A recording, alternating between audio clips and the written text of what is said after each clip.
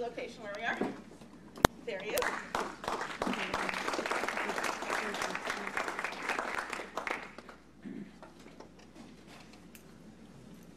Well, is this on? Is it on? Can you hear? Yeah. That's the bad news. Anyway, you know, I want to first welcome you to SEMI. It's always our pleasure to host the Silicon Valley Engineering Council at their open house. And I happened to come up and ask Elise, is there an agenda for tonight? And she said yes, and I looked at the agenda and I saw my name on the agenda. So, any of you remember the old cartoon Popeye? Yes. I am what I am, and it is what it is. So that's what you're going to get tonight. I'm very happy that Jay could show up. You know, he was my elderly professor. You believe that, don't you? I don't think so. Anyway, it's always a great pleasure.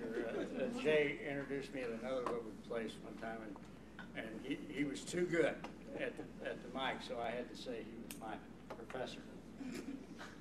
The semiconductor industry isn't what it used to be.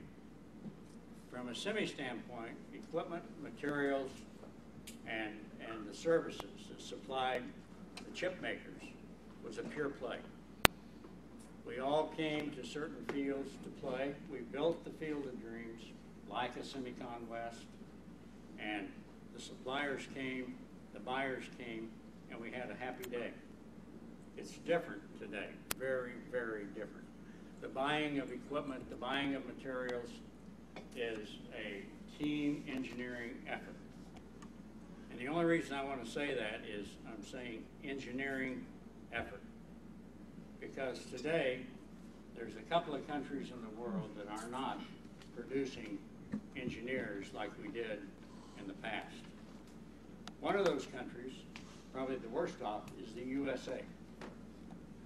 It's our educational system, it's our dedication to our children, and it's the understanding that it starts at junior high and proceeds to high school and then on into the engineering schools.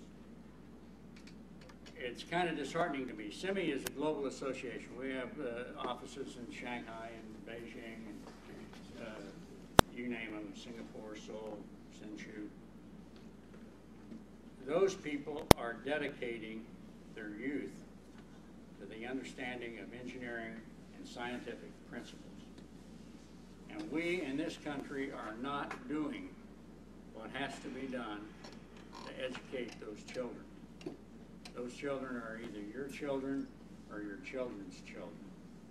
And if something drastic doesn't happen soon, all of the technology and innovation that we've created in America, because it's been free, it's been open, it's been entrepreneurial, and our political system, in my personal opinion, is tearing that down.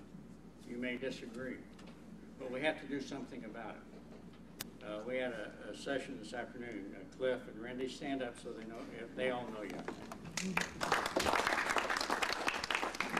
They're starting a new system to bring young kids out of junior high school, get them into high school, and so that they can go to a junior college as well as a 4-year school and get some transfers of credit. I think they need to be applauded for a unique approach to helping our engineering, future engineers. That pipeline is empty. And guys like you are doing a great job and have, but it takes much, much more. And it takes more than the people sitting here in the audience today say, yeah, we agree, and we all know it and everything. The question is, what are you doing about it? And SEMI, I met with a number of lawmakers in Washington a few years ago trying to get the H-1B visa hurdle up so that we could get the qualified students into college that came out of primarily Asia, but India and other places, to go to Harvard, to Stanford, to the Berkeley, you name it. And they came in and they profited from this system. While our kids in the U.S. came up and became lawyers, business people, accountants. I'm sorry, no offense to anybody here. I'm a chemical engineer, and I'm kind of out of place in Silicon Valley, too. But we all have to feel that energy and understand that it takes something on each and every one of us, individually and collectively, to change that situation. So I'm not going to go any further. It's supposed to be a welcome. I'm sorry, but I had a few things on my mind that, just to tell you that the more you can individually support the educational system, the better it's going to be for what we used to call our industry. Now it's photovoltaics, it's MEMS, it's nanotechnology, it's biotechnology. It's all of these things. They're all intertwined now, not like they used to be.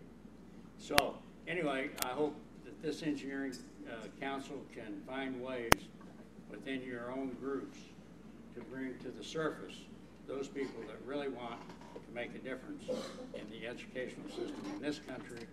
And by the way, I've said this same thing in Europe. They got the same problem in Japan. Will be having the problem in about 3 or 4 years. So with that, I'll leave you to your evening, and thank you very, very much. It's our pleasure and honor to host you tonight.